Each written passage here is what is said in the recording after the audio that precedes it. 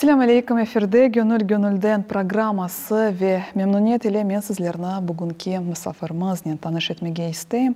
Bu Ukrayna'da Türkiye elçisinin ömür arkadaşı Seda Güldere. Merhabalar Seda Hanım. Merhaba. Seda Hanım, bizim programımızın güzel bir geleneği var. Her bir misafir kendini özü tanıtıyor. Siz öz hakkında ne söylersiniz? Nasıl birisiniz? Peki, kısaca tanıtmaya çalışayım kendimi. Seda Güldere ismim. 1977 yılında Çankırı'da doğdum. 3 kız kardeşin ortancası olarak doğdum. İlkokul, ortaokul ve liseyi Türkiye'nin farklı şehirlerinde, farklı okullarda okudum. Üniversite öğrenimimi Ankara'da tamamladım. Mülkiye mezunuyum. 2001 yılında eşimle evlendik ve bir kız, bir erkek, 2 çocuk annesiyim. Babamın görevi nedeniyle Türkiye'de pek çok şehirde, Türkiye'nin hem doğusunda hem batısında pek çok şehirde bulundum. Çok okul değiştirdim, çok çevre değiştirdim, çok arkadaş değiştirdim. Bunlar nedeniyle geriye dönüp baktığımda neler kazandım? Sanıyorum Türkiye'nin farklı renklerini, farklı kültürlerini tanıma şansım oldu. O nedenle uyumlu, hoşgörülü bir insan olmaya çabaladığımı, zaman içinde öyle olduğumu söyleyebilirim. Hayatım boyunca da hep yapmam gerekenler, yapmak istediklerim, yapabileceklerim arasında bir denge tutturmaya çalıştım elimden geldiğince. En büyük gayretim hep uyumlu, dengeli bir insan olabilmek oldu. Kendimi böyle tanımlayabilirim size. Maşallah, çok sağ olunuz. Hemen siz Ukrayna'da yaşıyorsunuz.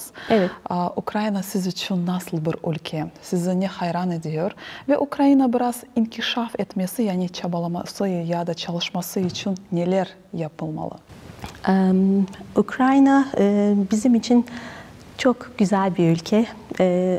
Geçen sene Ocak 2019'da biz Ukrayna'ya geldik ve ilk anda Ukrayna'nın doğal güzelliğine hayran olduk diyebilirim. Çocuklarımla birlikte ilk gördüğümüz yer Marinski Parkı'ydı. Ukrayna'nın doğası, Dnieper Nehri bizi büyüledi. Ve de Ukrayna halkının samimi, misafirperver, güler yüzlü yaklaşımı bizi çok etkiledi. O nedenle Ukrayna'yı çok sevdiğimizi söyleyebilirim. Burada kendimizi evimizde hissediyoruz diyebilirim. Ukrayna'nın her ülkenin daha iyi yapabileceği şeyler mutlaka var. Kendisini geliştirmek adına yapabilecekleri her ülkenin var. Ukrayna'da hali hazırda bir reform sürecinden geçiyor zaten. Biz de burada bunu gözlemleme şansı bulduğumuz için çok şanslıyız diye düşünüyorum.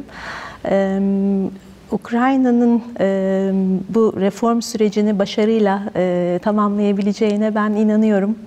Önemli olan tüm kesimlerin, Ukrayna'da yaşayan herkesin fikir birliğiyle, el birliğiyle bu reform sürecini Ukrayna'nın daha güçlü, daha müreffeh bir ülke haline gelebilecek şekilde tamamlayabilmesi.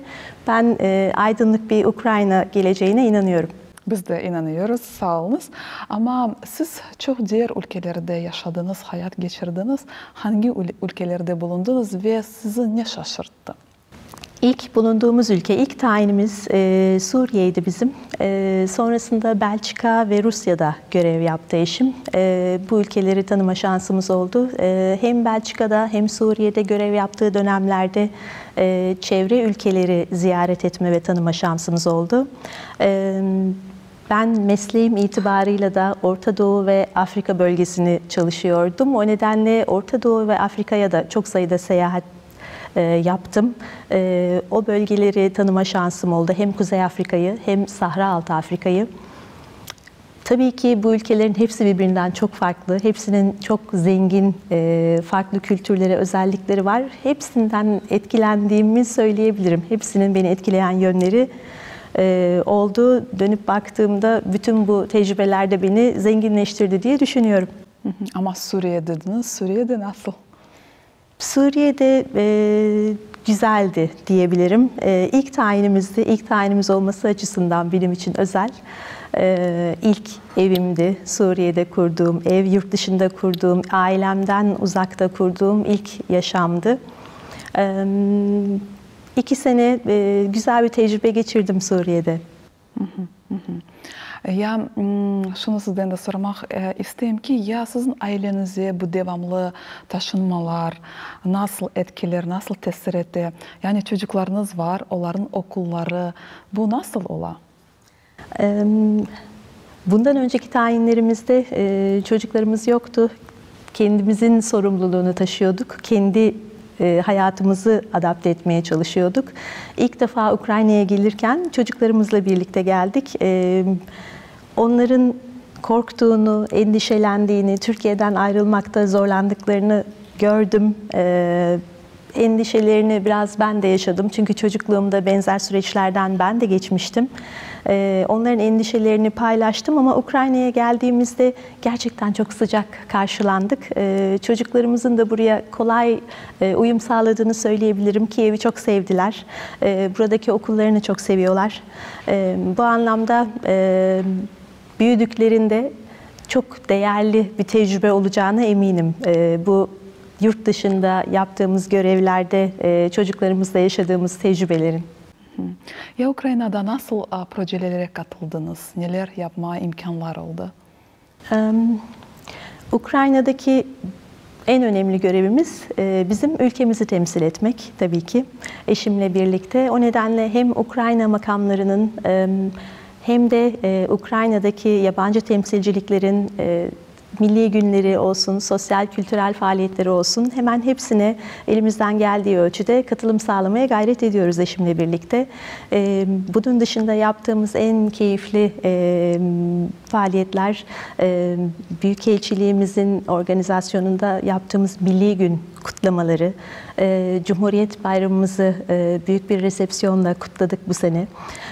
Aynı şekilde Büyükelçiliğimiz konutunda 23 Nisan Ulusal Egemenlik ve Çocuk Bayramı'nı hem Türk çocuklarıyla hem Ukraynalı çocuklarla hem de soydaş çocuklarıyla birlikte, hep birlikte el ele kutladık. Bu burada yaptığımız en keyifli faaliyetlerdendi. Yine 29 Ekim Cumhuriyet Bayramımız öncesinde Türk Kültür Haftası etkinliklerini yaptık. Hem Türk yemeklerini Ukraynalı ve yabancı dostlarımızla paylaşmaya çalıştık. Türk sinema günleri yaptık. Türk kahvesini tanıtmaya çalıştık. Bunlar yaptığımız keyifli etkinliklerdi. Bir diğer faaliyet 2019 yılı içinde yaptığımız Uluslararası Kadınlar Kulübü tarafından düzenlenen yardım kermesiydi. 30 Kasım tarihinde gerçekleştirildi. Biz de Büyükelçiliğimiz koordinasyonunda katıldık kermese.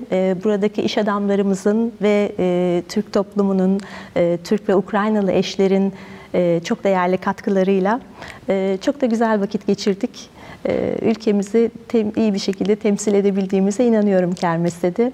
Ve en önemli tarafı bu kermeste Büyükelçilik standı olarak, Türkiye standı olarak kazandığımız tüm geliri Ukrayna'daki yardım projelerine bağışlayabilme şansı bulduk. O nedenle de çok mutluyuz. Ya siyasetke kadınlar nasıl tesir eder? Sizin fikriniz nasıl olur? Yani kadınlar siyasetke nasıl etkiler? Eşim, üniversite yıllarında tanıştık biz eşimle ve ilk tanıştığımız zaman bana diplomat olmak istediğini söylemişti. Sonrasında Dışişleri Bakanlığı'nın sınavını kazandı. Gerçekten diplomat oldu ve ilk günlerden itibaren işini hep çok sevgiyle, özenle, özveriyle yaptı. O anlamda son derece profesyonel çalıştığını, iş hayatıyla özel hayatımızı elinden geldiğince ayrı tutmaya çalıştığını söyleyebilirim. Çok önemli bir tesirim olduğunu düşünmüyorum onun diplomatik hayatı üzerinde. Ama zaman zaman Türk diplomatları çok ciddi sınamalarla karşı karşıya kalabiliyorlar.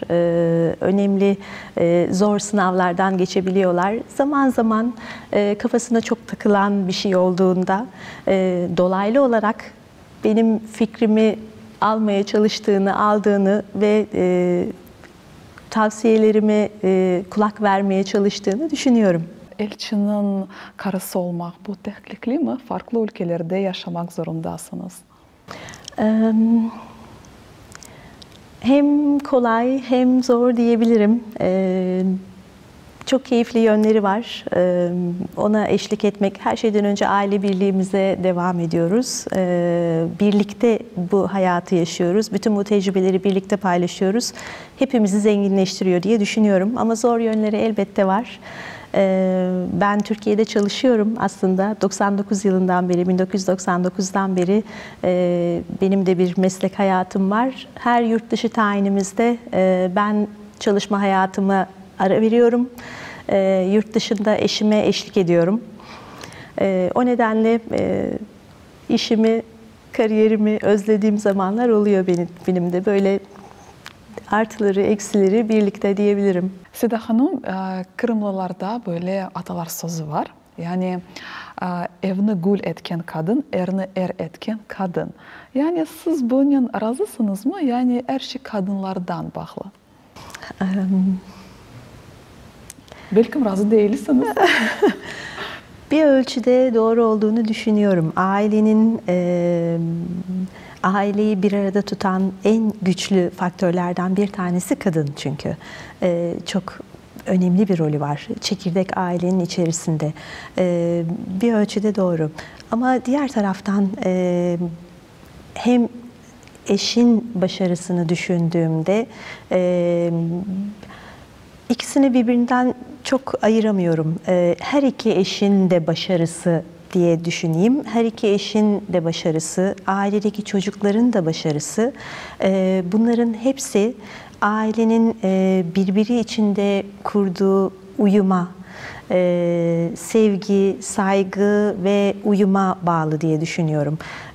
Sadece anneye, sadece kadının rolüne değil, babanın, hatta geniş ailenin, anneannelerin, babaannelerin, dedelerin, geniş ailenin de dahil olduğu ailenin birbiriyle uyumu hepsinin başarısını daha fazla artırıyor diye düşünüyorum. Yani Türkiye'nin en ünlü kadınlar, yani en meşhur kadınlar, size onlar kimler, kime daha çok saygı duyuyorsunuz? Çok zor bir soru bu. Çünkü milli mücadele yıllarımızdan başlayarak Türk kadınına ilham veren, bana da ilham veren öyle çok isim var ki ülkemizde. Hepsini tek tek sayma imkanım olmayacak diye düşünüyorum. Dediğim gibi bizim Kurtuluş Savaşı yıllarımızda, milli mücadele yıllarımızda cephede erkeklerle bizzat çarpışan kadınlarımız var. Aynı şekilde Kurtuluş Savaşı mücadelemize fikirleriyle öncülük etmiş, yüzlerce, binlerce kadına örnek olmuş figürlerimiz var. Bütün bunları bir araya getirdiğimde isim verebilmem çok zor. O günden bugüne Türk kadını daha da ilerledi, daha da kendine güveniyor. Artık hayatın her alanında var Türk kadını. Siyaset alanında var, ekonomi alanında var, fen alanında, bilimler alanında var. Tek bir isim söylemem, o nedenle çok zor şu anda diye düşünüyorum. Ama biz Türkiye'ni çok seviyoruz. Yani bu Türkiye ülkesi bize Kırımlılara, Kırım Tatarlara çok yakın geliyor. Ve Türkiye'de beni ne hayran etti, ayrıca kaldıra vatan sevgisi. Yani bayrağa saygı, toprağa saygı. Bu nereden geliyor? Okulda mı, ailede mi? Yani belki bu siyasi programımız neden? Okuldan da değil, aileden de değil diye düşünüyorum. Bu kalpten gelen bir sevgi. Bizim tarihimiz de zorluklarla, mücadelelerle dolu. Türkiye'nin tarihi, modern Türkiye'nin tarihi büyük sıkıntılardan geçtik ve bütün bu sıkıntılarda pek çok kökenden insanı bağrında birleştiren Türk toprağı, Türk vatanı hepimiz için çok kutsal bir değer oldu her zaman. Tüm farklılıklarına rağmen Türk milleti vatan için her zaman tek vücut olabildi. Biz bunun örneklerini geçmişte de gördük, milli mücadelemizde de gördük, yakın tarihimizde de gördük. Bence bu uzun yıllardır verilen mücadelenin bir sonucu hepimizin kalbinde, hepimizin ruhunda, ruhunun derinliklerinde bu var. Hepimizin kanına işlemiş durumda. Yani Kırım Tatarlar da çok vatanı seviyor. Yani bizim de mücadelemiz, yani kurşumuz var. Devamlı bizde de böyle pek havi vatan sevgimiz var. Ya Türkiye'den neni daha çok özlüyorsunuz, neni daha çok sakınasınız? Yani vatanınızı özlüyorsunuz. Vatanımı tabii ki özlüyorum. Türkiye'de en çok ailemi özlüyorum sanıyorum. Çünkü ben kendi ailemle, çocuklarımla buradayım ama geniş ailemi, aile büyüklerimi, Türkiye'de bıraktığımız yeğenlerimi çok özlüyorum. Tesellimiz, onlar bir aradalar. Hepsi aynı şehirde birlikteler, birbirlerine yakın yaşıyorlar ve birbirlerine destek oluyorlar. En çok onları özlüyorum diye düşünüyorum. Özlediğim bir diğer husus işim. 1999'dan beri çalışıyorum, bahsetmiştim. Çalışma hayatını özlediğim oluyor. Çalışma hayatını ve iş arkadaşlarımı, çalışma ortamımı sıklıkla özlüyorum, onları düşündüğüm oluyor. Ama farklı ülkelerde yaşamak bu zor. Hasret çekiyorsunuz, devamlı hasret çekiyorsunuz. Bu doğru mu? Doğru. Doğru, hasret çekiyoruz. Hasret çekiyoruz ama bu hasreti Türkiye'den gelen misafirlerimizle gideriyoruz. Ukrayna'da da sık sık Türkiye'den gelen heyetleri ağırlıyoruz. Ve gelen her heyetle çocuklar dahil kendimizden bir şeyler bulabiliyoruz. Onlarla birlikte olmak bize çok büyük güç veriyor. Hepsi bize vatanımızı hatırlatıyor ve hasretimizi gidermemize yardımcı oluyor. Kırım Tatarlarıyla ne zaman tanıştınız? Bu halk hakkında ne zaman öğrendiniz? İlk ne zaman öğrendiğimi hatırlayamam çünkü çocukluğumdan beri Kırım Tatarları konusunda bilgi sahibiydim. Kırım Tatarları çok uzun yıllardan beri ülkemizde bizimle birlikte yaşıyorlar. Bizim kültürümüzün çok zengin bir parçası, çok kıymetli bir parçası Kırım Tatarları. Kırım Tatarlarının en lezzetli yemeklerinden biri olan çiğ böreği Türkiye'de bilmeyen yoktur. Hepimiz çok severiz. O nedenle Kırım Tatarları da dediğim gibi çocukluğumdan beri benim duyduğum, aşina olduğum bir kavram. Çevremizde, ailemizde, arkadaş çevremizde Tatar kökenli insanlar var hepimizin çevresinde ve onlarla birlikte bu kadar iç içe yaşadığımız için de kültürümüzün dediğim gibi çok kıymetli bir parçası Kırım Tatarları bizim. Çok güzel, çok sağ olun. Ama şimdi bizim durumumuz çok zor ve milletimizin büyük kısmı Ukrayna'ya çıkmış, diğer ülkelere gitmiş. Yani bizlerini kendilerimizi saklamak için, yani asimile uğramamak için sizin tavsiyeleriniz nasıl olur? Kırım Tatarları tarihte çok büyük acılar yaşamış bir millet. Çok büyük sınamalardan geçtiniz ve bugünlere geldiniz. Ve benim Kırım Tatarlarıyla olan irtibatımda gördüğüm, hepimizin gördüğü dilinizi, dininizi, kültürünüzü, özünüzü korumayı başardığınız. Ukrayna'ya geldiğimden beri Kırım ailesiyle de birlikte olma fırsatım oldu benim. Onların düzenlediği çeşitli etkinliklerde. Orada Kırım Tatar çocuklarının Çeşitli gösterilerini izledim, şiirlerini, şarkılarını dinledim ve Kırım ailesinin özünü korumak için ne kadar büyük çaba sarf ettiğini gözlerimle gördüm. Çok büyük gurur duydum bundan, çok büyük mutluluk duydum. Hepimize örnek olması gereken bir davranış bu. O nedenle ben Kırım Tatarlarının gelecekte de özlerini koruyabileceklerini düşünüyorum. Birlik ve beraberlik içinde bu şekilde hareket ettikleri sürece çok güçlü olacağını düşünüyorum Kırım Tatarlarının. Ama Türkiye'de Kırım Tatarlar hakkında yeterli mi biliyorlar? Yani yeterli seviyede biliyorlar mı? Elbette. Yeterli seviyede bildiklerini düşünüyorum. Söylediğim gibi Kırım Tatarları bizim kültürümüzün, bizim milletimizin çok değerli, ayrılmaz bir parçası şu anda. Zenginliğimizin bir parçası. Ama vaziyeti bugünkü günümüzde Türkiye'de yeterli seviyede biliyorlar mı? Çünkü siz biliyorsunuz durumumuz çok zor. Son yıllarda yaşanan sıkıntılara ilişkin Türkiye'de, Türk kamuoyunda farkındalığın Kırım'la ilgili daha da arttığını rahatlıkla söyleyebilirim. Siz de biliyorsunuz, devlet büyüklerimiz son dönemlerde yaptıkları bütün temaslarda Kırım Tatarlarına verdikleri destekleri yineliyorlar. Kırım'a verdikleri değeri ve desteği her zaman dile getiriyorlar. O nedenle özellikle son yıllarda Türk halkının da Kırım'a olan bakışının farkındalığının arttığını söyleyebilirim bu anlamda. Yani biz de Türkiye'ye çok öyle minnettarız. Bizge o kadar destek göstergeni için. En yakın ülkemiz, en yakın memleketimiz gerçekten de biz için bu Türkiye.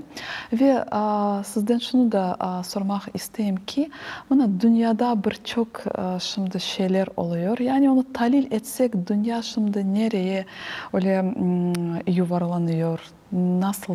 Nasıl fikriniz? Zor günlerden geçiyoruz hepimiz. Ben ülkem adına, içinde bulunduğumuz coğrafya adına zor günlerden geçtiğimizi söyleyebilirim. Ama hepimiz elimizden geleni yapıyoruz. Aydınlık bir geleceğe hepimiz inanıyoruz. Çocuklarımızın güzel günler görmesini istiyoruz hepimiz. Bu yönde elimizden geleni yapacağımızı söyleyebilirim. Herkes elinden geleni yapıyor diye düşünüyorum. Devlet büyüklerimiz çok büyük gayret sarf ediyorlar. Bölge ülkeleri için de öyle, sizler için de aynı şekilde. Umarım aydınlık yarınlar göreceğiz hepimiz. Ama siz pek öyle pozitifsiniz yani çok öyle... Olmaya çalışıyorum elbette. Ama öyle tarihi insanlar var ki etrafınızda, bir yakın fikrinizde kim sizge güç veriyor. Kimler tarihi insanlardan sizge buna güç veriyor ve daima öyle düşünceye sizi daldıran. Sanıyorum Türkiye'de kime sorsanız bu soruyu bize güç veren tarihi insanlar diye aynı cevabı verecektir. Mustafa Kemal Atatürk. İşgale uğramış, tamamen parçalanmış, ordusu dağıtılmış bir ülkenin başına geçti. Bu dağılmış millete, umudunu kaybetmiş millete yeni baştan bağımsızlık umudunu verdi. Ve bütün imkansızlıklara rağmen dünyanın en haklı savaşlarından biri olan bağımsızlık savaşımıza önderlik etti. Savaş sonrasında da bu dağılmış imparatorluğun küllerinden bir Türkiye Cumhuriyeti yarattı. Sadece bizim Türk milletinin talihini değiştirmedi, Türkiye'nin tarihini yeni baştan yazdı, Türklerin tarihini yeni baştan yazdı. Sadece bir askeri deha değildi, aynı zamanda çağdaş bir liderdi. Bağımsız Türkiye Cumhuriyeti'nin milli egemenlik ilkesiyle kurulan Bağımsız Türkiye Cumhuriyeti'nin çok büyük devrimlerine imza attı. O nedenle en umutsuz günlerimizde bize yol gösterebilecek olan isim ulu önderimiz Mustafa Kemal Atatürk diye düşünüyorum. Seda Hanım, ya sizin yaşayan mottonuz, yani alıntınız nasıl? Çocuklarımıza eşimle birlikte çok sık tekrar ettiğimiz bir söz var. İyice hafızalarına kazınmasını istiyorum. Sanıyorum onu burada söyleyebilirim. Her zaman en önemli nasihatimiz onlara kolayı değil, doğruyu seçin. Her şart altında. Bunu sık sık tekrarlıyoruz. Çünkü hayat hepimize çok zor sınavlar getiriyor. Önümüze çok zor sınavlar çıkarıyor. Ve bu zor sınavlar karşısında zaman zaman en kolay nasıl çözebilirim gibi bir hisse kapılabilir herkes. Çocuklarım için de bu geçerli. Ama benim için çok değerli. Ne olursa olsun her koşulda kolayı değil, kolay yolu değil, doğru olduğunu bildikleri, düşündükleri, tarttıkları ve hem yürekten hem akılen doğru olduğunu düşündükleri şeyi mutlaka yapmaları, doğrunun peşinden gitmeleri. Kolaycı olmalarını hiçbir zaman istemiyorum. O nedenle hep tekrarladığımız söz aile içinde kolayı değil, doğru olanı yapın. Hı hı, ne güzel. Ya ailenizde aile gelenekleri var mı? Aile geleneklerimiz var ufak tefek, evet.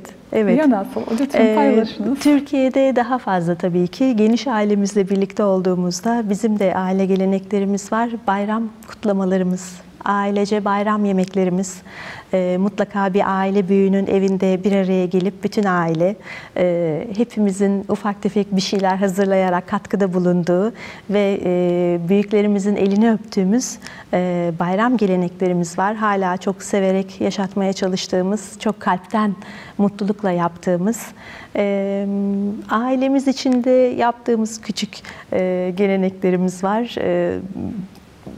Kiev'de biraz daha fazla zorlanıyoruz yoğun programımız nedeniyle ama mutlaka hafta sonları, cumartesi günleri birlikte hazırlayıp birlikte oturduğumuz bir akşam yemeğimiz var. Çok severek yaptığımız, çocuklarımızın isteğiyle yaptığımız ve ufak tefek müzik dinleyip sohbet ederek geçirdiğimiz bir cumartesi akşamı geleneğimiz var.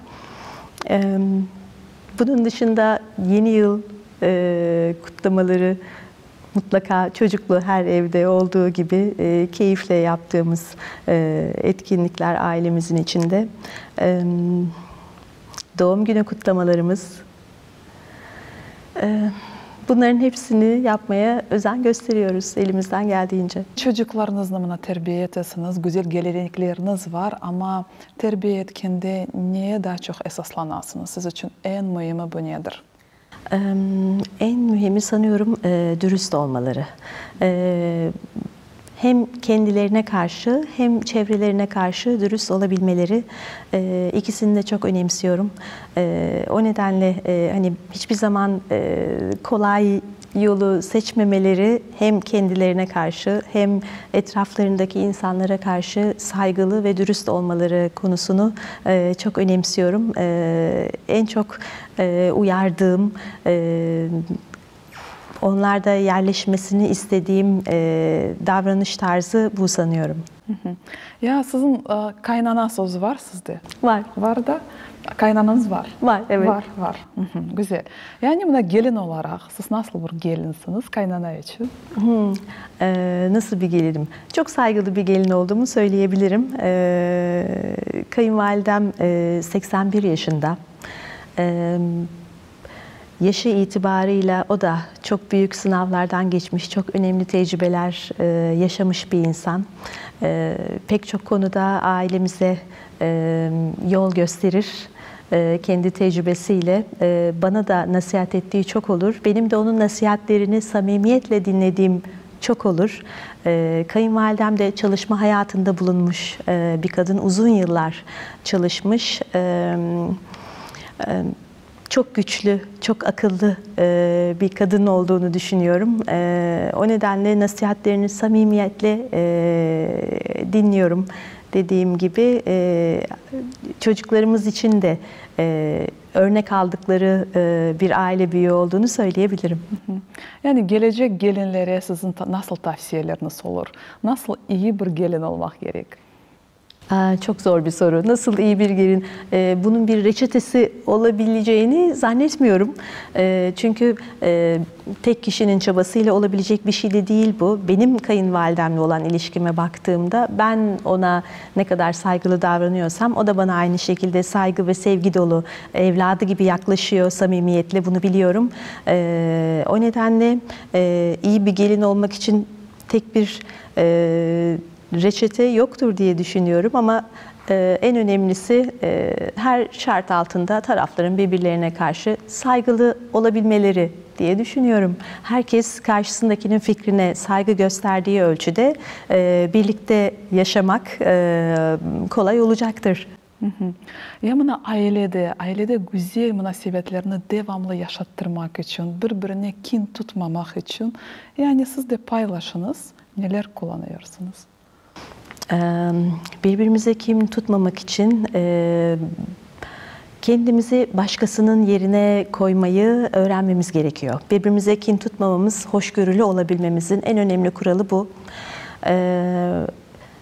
Karşımızdakinin yerine kendimizi biraz koyabilirsek, empati duygumuzu geliştirebilirsek, o an onun ne düşündüğünü, ne hissettiğini anlamaya biraz olsun gayret edebilirsek birlikte yaşamak çok daha kolay oluyor. Yani siz kolay birbirinizle bağışlaysınız, yani affular soraysınız birbirinizle. Şahsen evet ben kolay bağışlarım.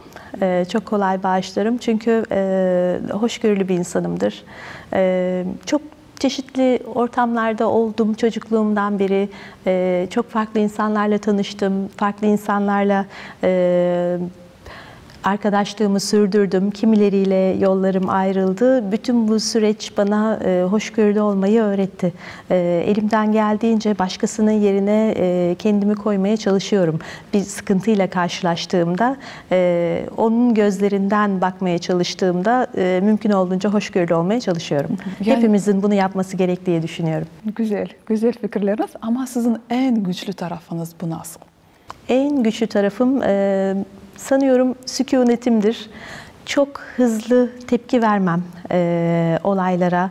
Beni çok endişelendiren, çok korkutan veya çok üzen olaylara mümkün olduğunca içimden sayarak, düşünerek, önce kendi içimde süreci anlamaya çalışarak tepki vermeye gayret ederim.